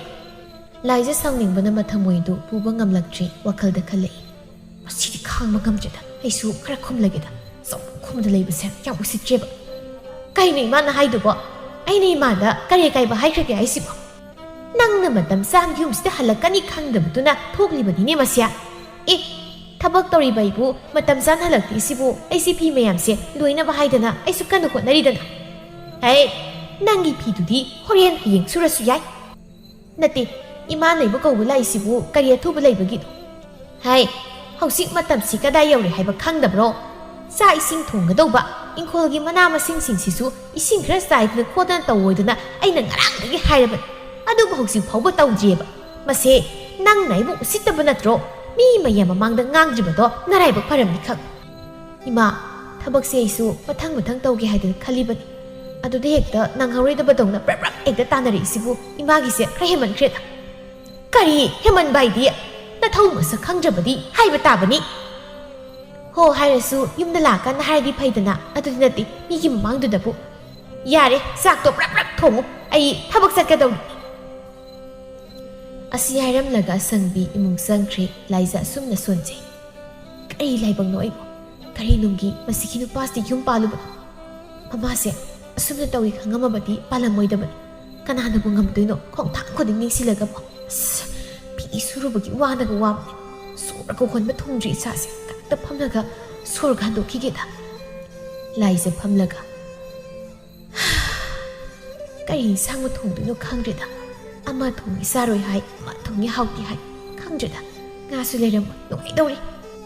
ꯑꯁꯪꯕꯤ ꯂꯧꯔꯤ ꯍꯥꯏ ꯀꯩꯅꯣ ꯊꯕꯛ ꯆꯠꯀꯗꯧꯔꯤ ꯆꯥꯛ ꯊꯣꯡꯂꯣ ꯍꯥꯏꯔꯒ ꯑꯃꯨꯛ ꯐꯝꯗ ꯂꯩꯔꯦꯅꯦ ꯁꯤꯌꯥ ꯂꯥꯏꯖ ꯂꯣꯟꯅ ꯍꯥꯏꯖꯩ ꯉꯁꯤꯅꯦ ꯈꯣꯏꯗꯧꯅꯒ ꯈꯣꯏꯗꯧ ꯁꯧꯒꯠꯄꯅꯦ ꯃꯁꯝꯁꯦ ꯐꯣꯏꯕ ꯁꯣꯏꯔꯣꯏ ꯑꯁꯨꯛ ꯌꯥꯝ ꯐꯠꯇꯕ ꯅꯨꯄꯤꯁꯤꯕꯨ ꯀꯩ ꯅꯨꯄꯤꯅꯣꯕ ꯁꯤꯕꯣ ꯑꯣ ꯍꯧꯒꯠꯇ꯭ꯔꯤꯕ꯭ꯔꯣ ꯂꯥꯏꯖ ꯇꯞꯅ ꯍꯥꯏꯖꯩ ꯄꯦꯜꯂꯕꯅꯤ ꯍꯤꯁꯩꯗ ꯋꯥꯅꯒ ꯋꯥꯕꯅꯦ ꯋꯥꯡꯅꯁꯨ ꯂꯣꯏꯔꯦ ꯑꯣ ꯂꯥꯛꯑꯦ ꯃꯥꯒ ꯁꯨꯝ ꯂꯩꯃꯤꯟꯅꯔꯗꯤ ꯑꯩ ꯄꯪꯀꯣꯏ ꯀꯣꯏꯗꯧ ꯃꯥꯟꯗꯦ ꯑꯩꯒꯤ ꯅꯨꯄꯥ ꯅꯨꯡꯁꯤꯕ ꯅꯪꯅ ꯀꯔꯝ ꯀꯥꯟꯗ ꯂꯥꯛꯇꯣꯏꯕ ꯅꯪ ꯉꯥꯏꯕꯗ ꯑꯩ ꯇꯠꯄꯅ ꯍꯥꯟꯕ ꯇꯥꯔꯦ ꯅꯣꯏ ꯅꯃꯥꯒꯤ ꯁꯔꯩ ꯏꯟꯕꯗ ꯑꯁꯨꯝꯅ ꯂꯥꯏꯖ ꯆꯪꯈ꯭ꯔꯦ ꯏꯃꯨꯡꯗ ꯑꯁꯪꯕꯤꯅ ꯑꯁ ꯈꯣꯡꯊꯥꯡꯗꯣ ꯈꯔ ꯀꯟꯅ ꯊꯥꯡꯉꯣ ꯀꯩꯅꯣ ꯁꯣꯠꯂꯤ ꯃꯥꯜꯂꯤ ꯁꯥꯃꯨ ꯈꯣꯡꯊꯥꯡ ꯇꯧ ꯂꯩꯔꯤꯗꯨꯕꯣ ꯑꯣꯏꯔꯣꯏꯅꯦ ꯑꯣꯏꯔꯣꯏꯗꯕ ꯅꯨꯄꯤꯅꯤ ꯁꯤꯕꯨ ꯑꯩꯒꯤ ꯏꯆꯥꯁꯤꯅ ꯀꯥꯏꯗꯒꯤ ꯄꯨꯔꯛꯂꯤꯕꯅꯣ ꯈꯪꯗꯦꯕ ꯑꯁꯨꯛ ꯇꯞꯄ ꯅꯨꯄꯤꯁꯤꯕꯨ ꯑꯩ ꯄꯦꯜꯂꯦ ꯍꯥꯏꯔꯤꯕꯁꯤꯅꯤ ꯑꯩ ꯑꯁꯪꯕꯤ ꯏꯔꯥꯡꯅ ꯈꯜꯍꯜꯂꯛꯀꯦ ꯑꯁꯪꯕꯤ ꯏꯔꯥꯡꯅ ꯀꯥꯞꯄꯤ ꯂꯥꯏꯖꯅ ꯐꯤ ꯌꯥꯝ ꯁꯨꯔꯨꯕꯒꯤ ꯋꯥꯔꯤꯕꯗꯨꯗꯤ ꯃꯥ ꯈꯪꯕ ꯅꯠꯇꯦ ꯃꯥꯗꯤ ꯊꯕꯛ ꯃꯅꯥ ꯑꯃ ꯁꯨꯕ ꯅꯠꯇꯦ ꯐꯝꯖꯥ ꯆꯥꯗꯅ ꯍꯥꯎꯏꯒ ꯍꯥꯎꯇꯦꯒ ꯇꯧꯗꯅ ꯂꯥꯏꯖꯅ ꯇꯧꯔꯤꯕꯗꯨ ꯃꯇꯦꯡ ꯄꯥꯡꯁꯤꯡꯒꯤ ꯀꯥꯏꯗꯤ ꯈꯪꯄꯣꯟꯇꯦ ꯏꯃꯥ ꯀꯔꯤ ꯏꯟꯁꯥꯡ ꯊꯣꯡꯗꯣꯏꯅꯣ ꯀꯩꯅꯣ ꯑꯗꯨꯕꯨ ꯑꯩꯉꯣꯟꯗ ꯍꯪꯂꯤꯕꯗꯨꯕꯨ ꯀꯩꯅꯣ ꯍꯥ ꯑꯔꯤꯕ ꯃꯤ ꯍꯦꯛꯇ ꯊꯣꯡꯉꯨ ꯀꯩꯝꯇ ꯂꯩꯇꯦ ꯆꯥꯛꯈꯨꯝꯁꯦ ꯀꯩꯝꯇ ꯇꯥꯗꯦ ꯑꯗꯨꯒ ꯉꯥꯁꯨ ꯂꯩꯇꯦ ꯑꯁꯪꯕꯤ ꯁꯥꯎꯅ ꯂꯩꯔꯔꯣꯏꯕ ꯑꯩꯅ ꯈꯤꯇꯪ ꯇꯧꯔꯗꯤ ꯂꯩꯇꯕ ꯉꯥꯛꯇ ꯅꯠꯇꯦ ꯂꯩꯇꯦ ꯈꯪꯂꯕꯗꯤ ꯅꯪꯗꯤ ꯉꯔꯥꯡꯅ ꯂꯩꯁꯤꯟꯕ ꯀꯩꯗꯧꯒꯦ ꯍꯥꯏꯕ ꯅꯄꯥꯝ ꯆꯠꯇꯣꯏꯒꯤ ꯍꯥꯟꯅ ꯍꯣꯠꯅ ꯂꯩꯅꯦ ꯑꯣꯏꯔꯣꯏꯕ ꯅꯪ ꯂꯥꯏꯖ ꯁꯥꯎꯗꯤ ꯌꯥꯝ ꯁꯥꯎꯅꯤꯡꯉꯤ ꯑꯗꯨꯕꯨ ꯈꯠꯅꯕ ꯇꯟꯕꯗꯒꯤ ꯈꯔ ꯇꯞꯅ ꯈꯨꯝꯂꯛꯏ ꯂꯩꯒꯗꯕꯗꯣ ꯁꯦ ꯂꯩꯇ ꯇꯧꯔꯤꯅꯤ ꯀꯔꯤ ꯁꯦ ꯂꯩꯇꯕ ꯅꯄꯥꯝꯅ ꯊꯩꯅꯗꯤ ꯂꯩꯔꯝꯒꯅꯤꯅꯦ ꯑꯣ ꯌꯦꯡꯅꯤꯡꯗꯤꯌꯦ ꯅꯁꯛꯇꯣ ꯋꯥ ꯑꯃ ꯍꯥꯏꯔꯨꯕꯩꯁꯨ ꯃꯃꯤꯠꯁꯦ ꯇꯨꯁꯤꯟꯅꯗꯅ ꯃꯁꯤꯗꯩꯁꯤꯗ ꯇꯨꯛꯇꯥꯁꯤꯟꯅꯗꯅ ꯍꯧꯗꯣꯡ ꯑꯁꯣꯟ ꯃꯤꯁꯥꯗꯅ ꯅꯠꯇꯦ ꯆꯥꯛꯈꯨꯝꯁꯤꯕꯨ ꯅꯪꯅ ꯄꯨꯅꯤꯕ ꯅꯠꯇ꯭ꯔꯣ ꯑꯗꯨ ꯑꯣꯏꯔꯕꯗꯤ ꯑꯋꯥꯠ ꯑꯄꯥ ꯂꯩꯇꯅꯕ ꯍꯣꯠꯅꯒꯗꯕ ꯈꯪꯅꯕ꯭ꯔꯥ ꯂꯥꯏꯖ ꯈꯨꯝꯗꯨꯅ ꯀꯥꯟꯅꯔꯣꯏ ꯈꯟꯗꯨꯅ ꯇꯨꯃꯤꯟꯅ ꯅꯣꯟꯊꯔꯒ ꯀꯞꯂꯤ ꯀꯞꯄꯅ ꯀꯥꯟꯅꯔꯣꯏ ꯋꯥ ꯑꯝꯇ ꯍꯥꯏꯕ ꯌꯥꯗꯦ ꯀꯞꯈꯤꯕꯁꯤꯅ ꯀꯔꯤꯗꯕꯨ ꯀꯞꯅꯤꯡꯂꯤꯅꯣ ꯈꯪꯗꯦꯅꯦ ꯀꯞꯀꯅꯨꯅꯦꯍꯦ ꯀꯞꯀꯅꯨ ꯑꯁꯨꯝꯅ ꯂꯥꯏꯖꯒꯤ ꯃꯀꯣꯛꯇ ꯏꯜꯂꯤ ꯅꯪꯅ ꯀꯞꯂꯒ ꯃꯤꯅ ꯎꯔꯒ ꯑꯩꯅ ꯐꯨꯕ ꯃꯥꯟꯈ꯭ꯔꯅꯤꯅꯦ ꯁꯦ ꯑꯩꯅ ꯍꯥꯏꯁꯤ ꯇꯥꯎ ꯅꯪ ꯌꯨꯝꯁꯤ ꯄꯨꯕ ꯉꯝꯂꯣꯏꯗꯕ ꯑꯣꯏꯔꯕꯗꯤ ꯆꯠꯄꯤꯈ꯭ꯔꯣ ꯅꯪ ꯂꯩꯕꯗꯒꯤ ꯑꯩ ꯏꯌꯥꯡꯁꯦ ꯈꯔ ꯀꯪꯉꯦ ꯆꯥꯕ ꯊꯛꯄ ꯐꯪꯗꯗꯅ ꯀꯔꯤ ꯊꯣꯛꯆꯩꯅ ꯇꯧꯖ ꯁꯥꯔꯤꯅꯣ ꯂꯥꯏꯖ ꯀꯞꯂꯒ ꯏꯃꯥ ꯅꯃꯧꯅ ꯀꯔꯤ ꯂꯥꯟꯈꯤꯕ ꯌꯥꯎꯕꯒꯤꯅꯣ ꯑꯩꯕꯨ ꯆꯠꯂꯣ ꯇꯥꯜꯂꯤꯁꯤꯕꯣ ꯆꯠꯂꯕꯁꯨ ꯅꯆꯥꯅꯨꯄꯥ ꯂꯥꯛꯄ ꯐꯥꯎꯕꯗꯗꯤ ꯉꯥꯏꯖꯈꯤꯒꯦ ꯑꯗꯨꯒ ꯆꯠꯂꯁꯨ ꯆꯠꯀꯦ ꯀꯌꯥꯗ ꯀꯜꯂꯤꯕ ꯃꯃꯥꯏꯅꯣꯅꯦ ꯏꯆꯥꯅꯨꯄꯥ ꯉꯥꯏꯈꯤ ꯀꯥꯏꯅ ꯅꯪꯅ ꯉꯥꯏꯔꯤꯕ ꯏꯆꯥꯗꯨꯗꯤ ꯍꯜꯂꯛꯑꯔꯣꯏꯍꯦ ꯈꯪꯂꯕ꯭ꯔꯥ ꯅꯪ ꯍꯦꯛ ꯂꯩꯔꯤꯈꯩ ꯍꯜꯂꯔꯣꯏꯗꯅ ꯑꯩꯉꯣꯟꯗ ꯍꯥꯏꯔꯝꯂꯕ ꯈꯪꯂꯕ꯭ꯔꯥ ꯂꯥꯏꯖ ꯍꯥꯏꯔꯛꯂꯤꯕ ꯋꯥꯗꯨ ꯃꯥ ꯊꯥꯖꯕ ꯉꯝꯗꯦ ꯑꯗꯨꯕꯨ ꯃꯥ ꯈꯨꯝꯗꯦ ꯑꯗꯨꯃꯛ ꯀꯞꯇꯨꯅ ꯈꯥꯡꯂꯤ ꯑꯣ ꯅꯪ ꯆꯠꯂꯔꯣꯏ ꯐꯩ ꯅꯪ ꯌꯥꯝ ꯃꯨꯟꯅ ꯈꯜꯂꯨ ꯑꯗꯨꯒꯅꯦ ꯁꯤꯃꯗꯤ ꯍꯥꯏꯔꯝꯒꯦ ꯑꯩꯅ ꯊꯕꯛ ꯆꯠꯂꯨꯕ ꯍꯜꯂꯛꯄꯗꯅꯦ ꯅꯪ ꯌꯨꯝꯁꯤ ꯂꯩꯔꯝꯒꯅꯨꯀꯣ ꯍꯦꯛ ꯂꯩꯔꯝꯂꯕ ꯑꯩꯅ ꯀꯩꯗꯧꯒꯦ ꯍꯧꯖꯤꯛꯇꯤ ꯑꯩꯁꯨ ꯆꯔꯥ ꯍꯦꯜꯂꯒ ꯆꯠꯂꯦꯗꯅ ꯁꯤꯌꯥ ꯅꯪ ꯍꯣꯔꯦꯟ ꯍꯦꯛ ꯂꯩꯔꯝꯕꯗ ꯅꯨꯡꯉꯥꯏꯅꯤ ꯍꯥꯏꯔꯤꯁꯤꯅ ꯑꯁꯤ ꯍꯥꯏꯔꯝꯂꯒ ꯑꯁꯪꯕꯤ ꯆꯠꯈ꯭ꯔꯦ ꯂꯥꯏꯖ ꯏꯃꯨꯡꯗ ꯆꯦꯟꯁꯤꯜꯂꯤ ꯐꯃꯨꯡꯗ ヒꯞꯂꯒ ꯑꯣꯈꯣꯡꯅ ꯀꯞꯂꯛꯏ ꯏꯃꯥ ꯅꯆꯥꯕꯨ ꯀꯔꯤ ꯑꯣꯏꯔꯁꯤꯒꯦ ꯅꯆꯥ ꯈꯪꯕ ꯉꯝꯗ꯭ꯔꯦ ꯑꯩꯅ ꯀꯔꯤ ꯂꯥꯜꯂꯨꯕꯒꯤꯅꯣ ꯑꯩꯕꯨ ꯑꯁꯨꯛ ꯐꯠꯇꯅ ꯂꯧꯔꯤꯕ ꯅꯨꯄꯥ ꯅꯪꯗꯤ ꯑꯩꯅ ꯋꯥꯔꯤꯕꯁꯤ ꯎꯔꯝꯂꯣꯏꯀꯣ ꯅꯪ ꯂꯥꯛꯑꯣꯕ ꯅꯪ ꯂꯥꯛꯄ ꯉꯥꯏꯕꯗ ꯑꯩ ꯌꯥꯝ ꯋꯥꯔꯦ ꯅꯪ ꯂꯥꯛꯑꯣ ꯑꯁꯨꯝꯅ ꯐꯃꯨꯡꯗꯨꯗ ꯃꯇꯣꯝꯇ ꯀꯞꯇꯨꯅ ꯀꯧꯔꯤ ꯂꯥꯏꯖ ꯃꯅꯦꯝꯒꯤ ꯁꯦꯕꯥ ꯐꯖꯅ ꯇꯧꯖꯕꯅꯤ ꯑꯗꯨꯕꯨ ꯑꯁꯪꯕꯤꯅ ꯑꯣꯠꯀꯦ ꯍꯥꯏꯗꯨꯅ ꯑꯣꯠꯄꯅꯤꯅ ꯃꯥ ꯈꯥꯡꯕ ꯋꯥꯔꯕꯅꯤ ꯃꯅꯦꯝꯅ ꯐꯅ ꯊꯤꯅ ꯉꯥꯡꯂꯕꯁꯨ ꯃꯆꯤꯟ ꯈꯨꯝꯗꯕꯤ ꯅꯨꯄꯤ ꯑꯃꯅꯤ ꯃꯅꯦꯝꯒꯤ ꯃꯤꯑꯣꯠ ꯃꯤꯅꯩ ꯃꯔꯛꯇ ꯃꯄꯨꯔꯣꯏꯕ ꯍꯜꯂꯛꯄ ꯋꯥꯅ ꯉꯥꯏꯔꯤꯕꯤ ꯅꯨꯄꯤꯅꯤ ꯂꯥꯏꯖ ꯀꯞꯅ ꯋꯥꯃꯟꯗꯅ ꯇꯨꯝꯊꯈ꯭ꯔꯦ ꯑꯌꯨꯛꯀꯤ ꯆꯥꯛ ꯊꯣꯡꯗ꯭ꯔꯤ ꯆꯔꯥ ꯍꯦꯜꯂꯤ ꯑꯁꯨꯝꯅ ꯃꯥꯅ ꯃꯤꯀꯞ ꯊꯣꯛꯂꯛꯄꯗꯗꯤ ꯅꯨꯃꯤꯗꯥꯡ ꯋꯥꯏ ꯑꯣꯏꯔꯝꯂꯤ ꯃꯕꯨꯛꯅꯤꯡꯗ ꯈꯜꯂꯤ ꯅꯨꯃꯤꯗꯥꯡ ꯋꯥꯏꯔꯝ ꯑꯣꯏꯔꯝꯂꯦ ꯉꯁꯤꯗꯤ ꯑꯩꯗꯤ ꯇꯨꯝꯂꯨꯔ ꯃꯥꯜꯂꯤꯅꯦ ꯑꯁ ꯋꯥꯃꯟꯗꯅ ꯇꯨꯝꯈꯤꯕ ꯈꯪꯍꯧꯗꯦ ꯐꯤ ꯃꯌꯥꯝꯁꯤ ꯁꯨꯅꯕ ꯍꯣꯠꯅꯕꯗ ꯁꯤꯁꯨ ꯈꯔ ꯋꯥꯠꯂꯤꯕꯅꯤ ꯁꯨꯒꯗꯕ ꯃꯥ ꯍꯜꯂꯛꯇ꯭ꯔꯤꯉꯩꯗ ꯁꯨꯕ ꯂꯣꯏꯁꯤꯟꯅꯕ ꯍꯥꯏꯗꯅ ꯇꯧꯕꯅꯤ ꯏꯃꯥꯅ ꯑꯩꯕꯨ ꯂꯩꯔꯝꯒꯅꯨ ꯍꯥꯏꯔꯝꯂꯤꯕꯗꯨꯅ ꯀꯃꯥꯏꯅ ꯇꯧꯕ ꯑꯩꯕꯨ ꯆꯠꯀꯗ꯭ꯔꯥ ꯆꯠꯂꯣꯏꯗ꯭ꯔꯥ ꯆꯠꯇ꯭ꯔꯒꯅ ꯏꯃꯥꯅ ꯀꯔꯤꯃꯨꯛ ꯍꯥꯏꯔꯛꯄ ꯆꯠꯂꯒꯅ ꯑꯩꯒꯤ ꯅꯨꯄꯥꯅ ꯀꯔꯤꯃꯨꯛ ꯍꯥꯏꯕ ꯌꯨꯝꯒꯤ ꯃꯧ ꯍꯥꯏꯕꯁꯦ ꯑꯣꯟꯊꯣꯛꯅ ꯇꯣꯜꯂꯤꯗ ꯏꯅꯦꯝ ꯏꯀꯨ ꯌꯥꯅꯕꯁꯨ ꯆꯠꯄ ꯅꯨꯄꯥ ꯌꯥꯅꯕꯁꯨ ꯆꯠꯄ ꯑꯁꯤꯃꯛꯇꯗ ꯄꯦꯟꯗ꯭ꯔꯗꯨꯅ ꯏꯅꯦꯝꯁꯤꯅ ꯆꯠꯈ꯭ꯔꯣ ꯑꯃꯨꯛ ꯍꯥꯏꯔꯤꯕꯅꯤꯗꯣ ꯅꯨꯄꯥ ꯅꯪ ꯂꯩꯔꯕꯗꯤ ꯑꯩꯁꯦ ꯋꯥꯕ ꯈꯔ ꯐꯒꯗꯕꯅꯤꯀꯣ ꯑꯁꯨꯝꯅ ꯁꯣꯟꯖꯩ ꯇꯥꯟꯖꯥꯁꯤꯗ ꯑꯁꯪꯕꯤ ꯍꯜꯂꯛꯏ ꯂꯥꯏꯖ ꯐꯤꯔꯣꯜ ꯂꯧꯁꯤꯜꯂꯤ ꯑꯁꯪꯕꯤ ꯃꯄꯤꯒ ꯍꯣꯡꯗꯅ ꯂꯥꯏꯖꯗ ꯑꯣꯟꯁꯤꯜꯂꯒ ꯏꯀꯥꯏ ꯈꯪꯗꯕꯤꯌꯥ ꯅꯪ ꯍꯧꯖꯤꯛꯐꯥꯎ ꯂꯩꯔꯝꯃꯤꯌꯥ ꯂꯥꯏꯖ ꯑꯁꯨꯝꯅ ꯈꯜꯂꯤ ꯁꯥꯎꯕꯒꯤ ꯄꯉꯥꯡ ꯉꯥꯡꯂꯤꯕ꯭ꯔꯥ ꯍꯥꯏꯕꯕꯨ ꯃꯥꯒꯤꯁꯤꯗꯤ ꯑꯩꯕꯨ ꯇꯁꯦꯡꯅ ꯍꯦꯛꯇ ꯇꯥꯜꯂꯒꯦ ꯈꯜꯂ ꯃꯥꯜꯂꯤ ꯃꯁꯤꯗꯕꯨ ꯃꯃꯥꯏꯁꯤ ꯀꯥꯏꯗ ꯄꯥꯟꯖꯗꯧꯅꯦ ꯃꯁꯦ ꯍꯥꯏꯌꯦ ꯈꯨꯝꯗꯦ ꯉꯥꯡꯉꯦ ꯈꯨꯝꯗꯦ ꯃꯅꯝꯁꯤ ꯀꯌꯥꯗ ꯈꯟꯈ꯭ꯔꯕꯅꯣ ꯀꯩꯊꯦꯜ ꯁꯃꯨꯛꯇꯒꯤ ꯈꯨꯗꯣꯞ 10 ꯍꯦꯜꯂꯤꯅꯦ ꯇꯥꯁꯤꯟꯅꯗ꯭ꯔꯤꯕꯅꯦ ꯃꯥꯅ ꯇꯧꯔꯤꯁꯤ ꯌꯦꯡꯉꯣ ꯃꯁꯦ ꯂꯥꯏꯖ ꯐꯤꯔꯣꯜꯗꯨ ꯄꯨꯔꯒ ꯏꯃꯨꯡꯗ ꯆꯪꯒꯦꯅ ꯍꯦꯛ ꯇꯧꯕꯒ ꯑꯁꯪꯕꯤꯅ ꯉꯥꯏꯈꯣ ꯑꯩꯅ ꯉꯁꯥꯏꯗꯤ ꯉꯥꯡꯂꯤꯕꯁꯤ ꯀꯅꯥꯅꯣ ꯅꯪꯒꯤꯁꯤ ꯇꯧꯒꯦꯅ ꯇꯧꯔꯤꯕ꯭ꯔꯥ ꯅꯪ ꯀꯜꯂꯕꯗꯤ ꯅꯪ ꯁꯝꯁꯤ ꯄꯣꯏꯔꯒ ꯅꯪ ꯑꯁꯨꯝꯅ ꯂꯥꯏꯖꯒꯤ ꯃꯉꯛꯁꯝꯅ ꯄꯥꯏꯔꯒ ꯏꯜꯂꯛꯏ ꯂꯥꯏꯖ ꯃꯪꯒꯣꯜꯗꯨꯅ ꯇꯨꯁꯤꯜꯂꯤ ꯋꯥ ꯉꯥꯡꯗꯤ ꯂꯥꯏꯖ ꯍꯦꯛꯅ ꯀꯞꯄꯤ ꯆꯠꯈ꯭ꯔꯣ ꯆꯠꯂꯣ ꯑꯁꯨꯛ ꯌꯥꯝꯅ ꯃꯅꯝ ꯀꯟꯕ ꯃꯤꯁꯤꯕꯨ ꯀꯔꯤ ꯃꯤꯅꯣꯅꯦ ꯁꯤꯕꯨ ꯃꯤꯅ ꯄꯥꯝꯗ꯭ꯔꯦ ꯍꯥꯏꯔꯕꯗꯤ ꯀꯣꯛ ꯆꯠꯈ꯭ꯔꯣꯗꯅ ꯑꯗꯨꯗꯤ ꯅꯠꯇꯦ ꯎꯔꯣ ꯂꯥꯏꯁꯤꯟꯅ ꯁꯨꯝ ꯂꯩ ꯍꯥꯏꯕꯅꯤꯅꯦ ꯃꯁꯦ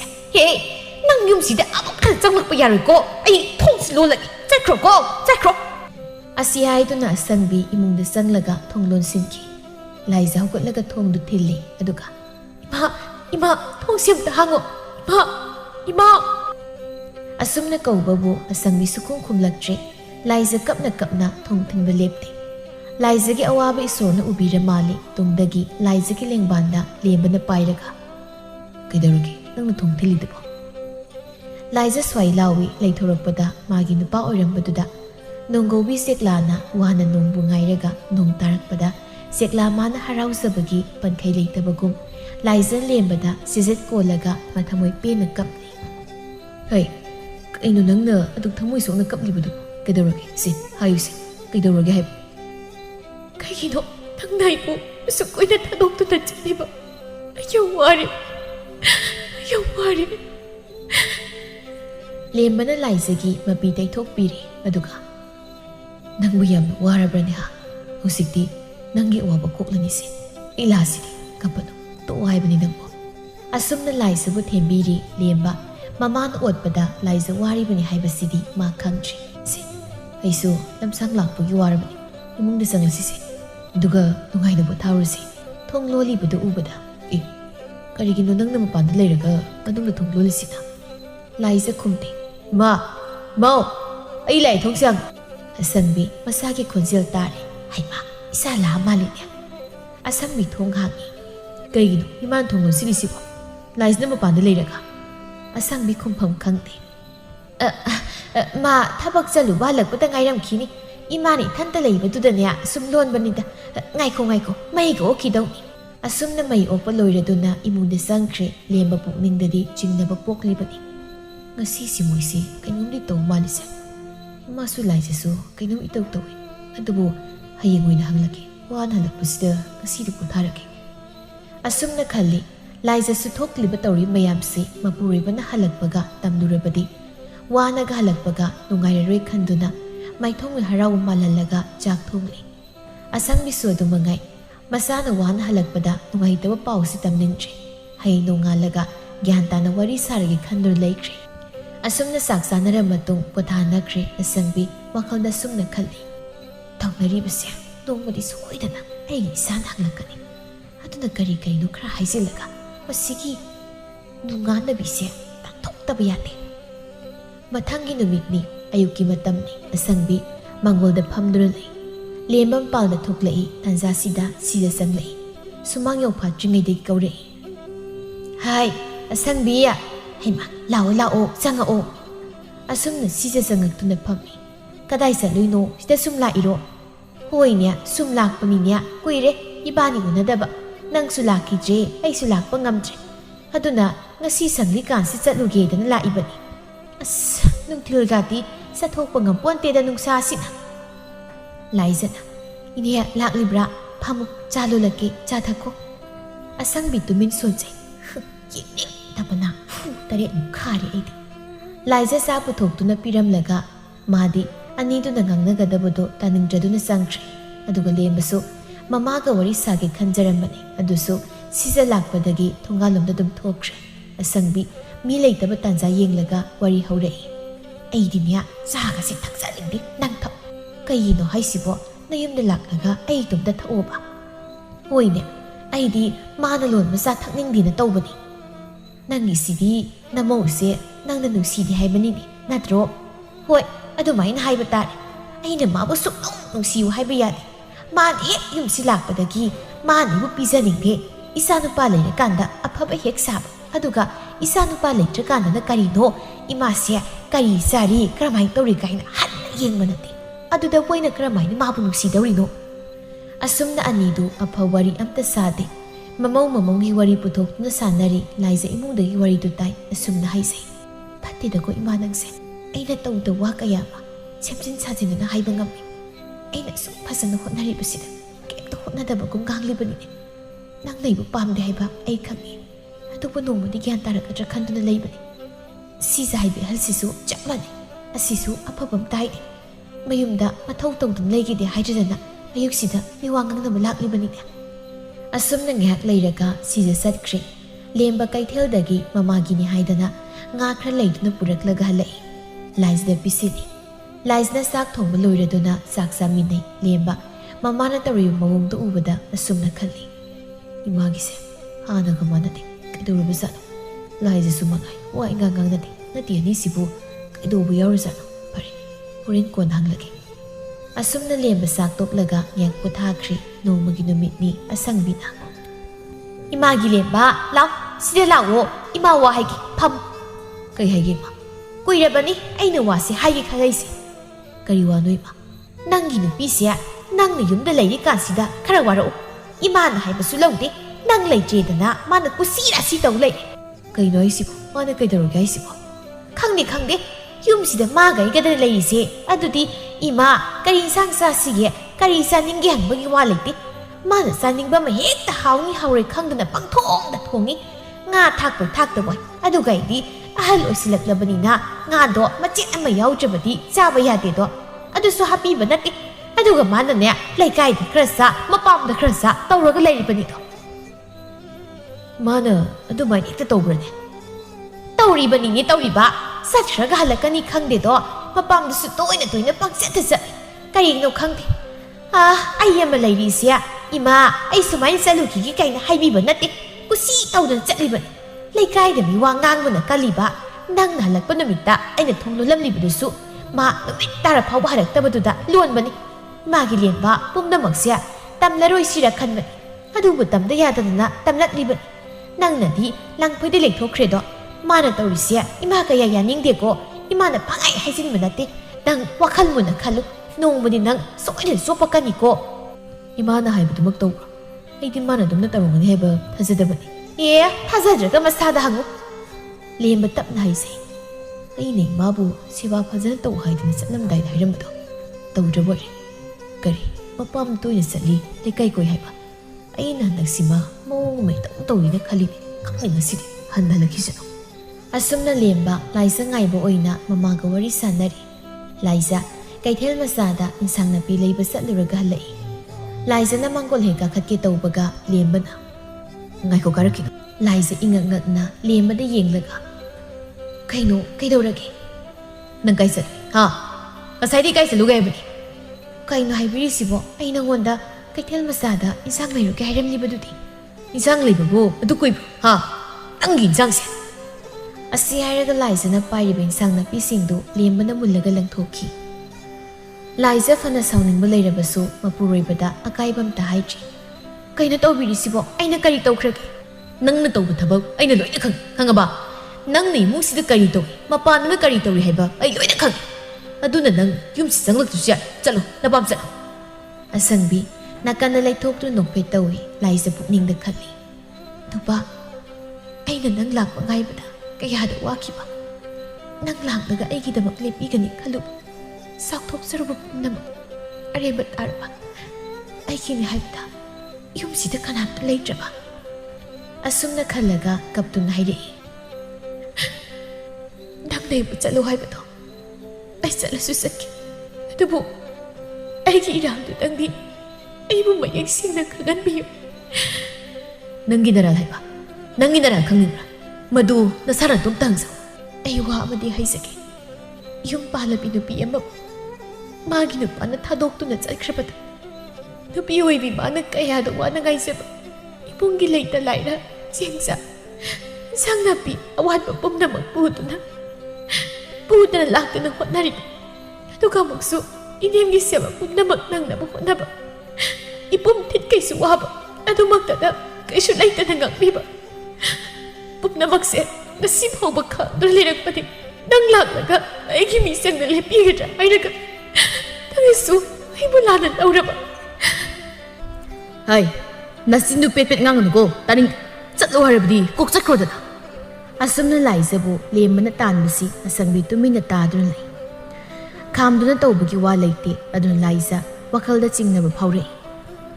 ai na khali base soi na sum mani he lai chi kan da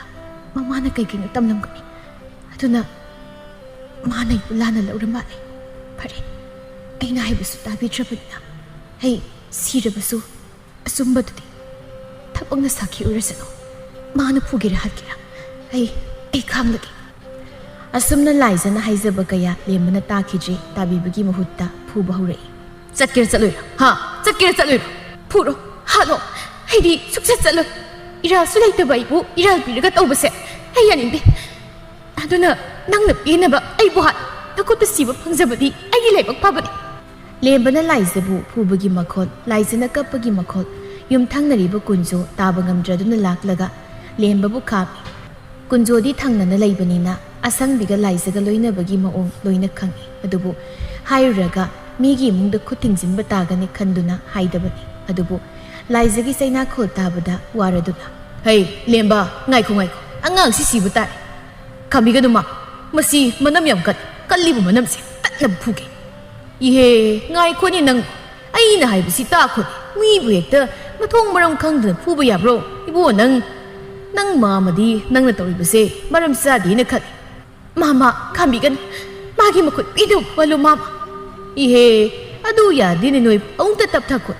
gyan ta nong ta khana si kaidoke asangbi murum soi masiki kunjo haiba hi kaiba man bisna kaidu bulai bu khangde mathau le ta nang khaung khre ai na di nam tan thina bai na tawraga lemba si mama wa haike imung sida noi hung khaktani leiri base noi nungai na nusi sana leiba yai kaigino ngak leitana khatnari bisi mi gi mangdi kairo noibo lemba nang na yumsi puri bani aduna wakhal do munna khantaraga thabak tawko lemba sumna khalai mamun hari base maram ma leigani khali madi ikhoga yumthang nari bani aduna madi toina khanglam gani asumna khali ngai kunjon haire lemba law kaidawna doi nupi nga manaraga adugi saruk mama ga soi phauba satho usilo kunjo yam singba mi aduna lemba bu magi yumda puraga parisa gi khanduna puga dori bani soi da sarabadi asangbi na hairakado mayam do taning da banina asumna lemba putuna sakki laisa mathamoi sokna kapli asangbi na matom ta haise asidi nungai re kai no imisi pe ni yengda asukkan pura si phauba non tharaga do leiba ngami mi khanglaga pase nate masi chayam khangini mase san manam dagi mana kre manam kanba kapini tori base otori geming gida ainam pujin sira khangbe asum nam haire hey kai tha samu kakono taningi ko karigino pakap to kapli budu ha khara kapla budi yare nangna kapalau be hemanda na husiti lekai mi sange dana tharini sia side thokna ba han tori bundatro karigino nanam da yamna kalli budu nupa sina pamdre chatkro harebadi kok chatkhiba yadro nati aigi isa sina trabadi nang nupa amta lei chatrabro laisa nungi nan haire ma pela bunatro aina saina khang uraga imadi penano adura manem oibi maki puksa aina apukpi ima makni khana imagi pena ba seba tawsuru bagi mahira si mana thokjilaga nasanu pa nei bu pholi base kari mu wali haisin kadab haisin kayam tamsil natanat abakaya da no yasin tv ꯃꯁꯤꯟꯁꯤ ꯀꯌꯥꯗ ꯉꯝꯃꯤꯅꯣꯅꯦ ꯃꯁꯦ ꯑꯩꯅ ꯀꯔꯤ ꯍꯥꯏꯖꯤꯟꯕ ꯍꯥ ꯑꯩꯅ ꯀꯔꯤ ꯍꯥꯏꯖꯤꯜꯂꯤ ꯑꯩꯅ ꯍꯥꯏꯖꯤꯜꯂꯤ ꯍꯥꯏꯕꯗꯤ ꯀꯅꯥꯅ ꯍꯥꯏꯔꯤꯕ ꯅꯪ ꯎꯕ꯭ꯔꯥ ꯍꯥ ꯑꯁꯨꯝꯅ ꯂꯥꯎꯅꯕꯗꯨ ꯂꯦꯝꯕ ꯂꯥꯛꯄꯗ ꯎꯔꯦ ꯑꯁꯨꯝꯅ ꯈꯜꯂꯤ ꯑꯣ ꯃꯁꯤꯗꯤ ꯑꯩ ꯆꯪꯈꯤꯔꯣꯏ ꯁ꯭ꯋꯥꯏꯗ ꯉꯥꯏꯍꯥꯛ ꯂꯨꯝꯃꯒ ꯇꯥꯈꯤꯒꯦ ꯃꯥꯃꯨ ꯀꯨꯟꯖꯣꯟ ꯍꯥꯏꯔꯛꯂꯤꯕꯗꯣ ꯆꯨꯝꯃꯤ ꯆꯨꯝꯗꯤ ꯌꯦꯡꯂꯒꯦ ꯑꯁꯨꯝꯅ ꯂꯦꯝꯕ ꯂꯨꯝꯗꯨꯅ ꯇꯥꯔꯝꯃꯤ ꯏꯃꯥꯁꯨ ꯋꯥꯈꯜꯗꯣ ꯑꯃꯨꯛꯇꯪ ꯃꯨꯟꯅ ꯈꯜꯂꯨ ꯑꯩꯅ ꯍꯦꯛ ꯂꯥꯛꯄꯗꯒꯤ ꯏꯃꯥꯕು ꯑꯩꯅ ꯑꯄꯣꯛꯄꯤ ꯏꯃꯥꯃꯨꯅꯤ ꯈꯜꯂꯒ ꯁꯦꯕꯥ ꯇꯧꯔꯛꯄꯅꯤ ꯑꯩꯒꯤ ꯑꯔꯩꯕ ꯄꯨꯊꯣꯛꯇꯨꯅ ꯏꯃꯥꯒꯤ ꯆꯥꯕ ꯌꯥꯅꯕꯅꯤ ꯍꯥꯏꯗꯨꯅ ꯍꯣꯠꯅꯕꯅꯤ ꯌꯨꯝꯁꯤꯒꯤ ꯊꯕꯛ ꯏꯪꯈꯥꯡ ꯄꯨꯝꯅꯃꯛ ꯑꯩꯅ ꯂꯣꯏꯅ ꯍꯣꯠꯅꯕꯅꯤ 이마디 농무도 야우키브로 아이네수 한 못하졌어노 하이드네 칸베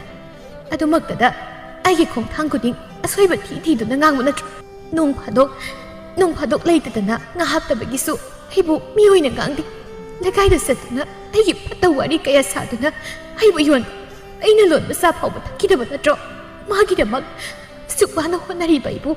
이마나 쏙 웅시지지가 이게 파레니 웅시저수도 아두가 나사누파도 오이르파도 마얌 하이실라가 아이부 윰데기 딴톡나보 호나리바 까리기 하이 똥엄비야 까이노 낭나 하리 마얌 이스 야다노니 마신지 까복복보싱아이 쑥리앱리앱리앱아 나찐양 깔라버디 나찐도 토가이게 낭 asumna asangbi laise phuge haina sanglei ima asangbi sap lepi masadu mara leiba mi ge hungnabi tawpham khangde ika tawdun haire laise sia haugat pi ge tawbani da ma kari aina ngasai digi laise phubada imana khamdraga hojikta haugat ke tawri de laise si tudi lepi aha aidi tura boiningore lemba mama bu mara leire haibasi ma khagi nasai kunzon hairakpaduga taramlibasiga khenaba leitri asum haire imana toisi kai nasai ni hloribu nupibu nasai namoni khana nusibu ngamjibu kari aina langpoi de leiringai imana laisabu tati toina tobi haibase ai khagi tare laisani imabu magi buksaba mama mokni haina khanjabani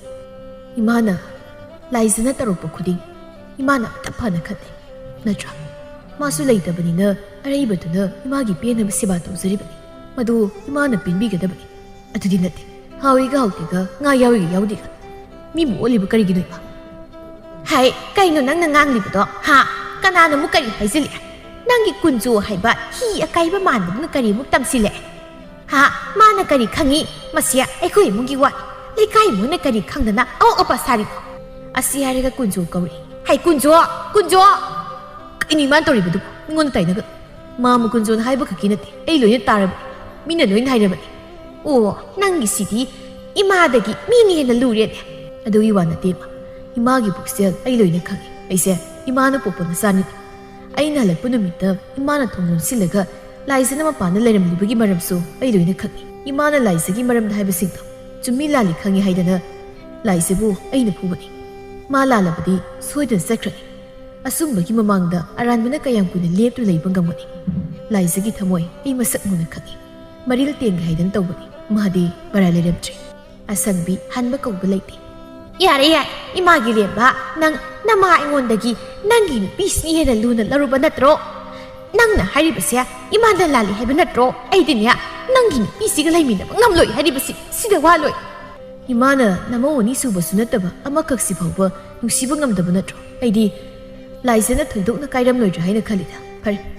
aina sukyam naizaribsi phawba imana maga lemidaba ngamnaroi hairebanina laisagi bani sakrage asi haidun laisabu jingduna satpa hawi kaino ngaiko kaidano adumai tonguse ekhoni sakraga imana kanaga lehaudoiba yarisi khudangsi thadu chatke hairabasu nang chat hairi yumsida imagi seba tawduna lehauke nangbu hanjin oliba kayamumsigi manakta lairabadi nang soina siba soireroi kaino laiminaba saminaba haisidi nong phadoksu khanaba honai chapu uyandasu khenari dudi laizagi wa tabada asangbi mathangmoi penkre kapladun haire imagi laisa law ima kon lawo laiza sensinduna mamaga kotni imobu karigi yum thadokduna chatkani nangina phamda ima yam lankra aina oida padaba kayama haisinduna imobu tathoke khalure imagi wakal kiel imagi wakal lale nangi wahai tabda ima piet ima lale ima bom tangap yu laisa imana kari gilan ni ima lale lale badi namauna imagi ning mathungam ngamchi ma ꯃꯗꯨꯒꯤꯗꯃꯛ ꯅꯃꯧꯕꯨ ꯉꯥꯛꯄꯤꯌꯨ ꯑꯗꯨꯝꯅ ꯍꯥꯏꯒꯅꯨ ꯐꯠꯇ꯭ꯔꯤꯕꯁꯦ ꯏꯃꯥꯅꯤ ꯏꯃꯧꯒꯤ ꯁꯦꯕꯥꯗ ꯏꯃꯥ ꯄꯦꯜꯂꯤꯅꯤ ꯂꯥꯏꯖꯥ ꯑꯁꯨꯝꯅ money ꯃꯃꯧ ꯀꯞꯃꯤꯟꯅꯩ 이마기 렘바 라 이마나 코이데 얌라레 까리기나 누윰 타독두나 zet가니 뿜나막 이마나 토간막 ngakta 이마라 ngasi hai ba numit sidagi isa imong na haiba ayarag ima karisu haireroi asumna kaptuna lemba bu kausili lemba sangai lemba tapnai sai linna makun changlam daida chumi haiduni asumna mama masa mamau moy ahum nungsi sana leiki migi phattana mataruba sangbi ꯂꯥꯟꯖꯗꯕ ꯃꯃꯧ ꯂꯥꯏꯖꯒꯤ ꯃꯐꯝꯗ ꯃꯥꯏꯊꯤꯈꯤ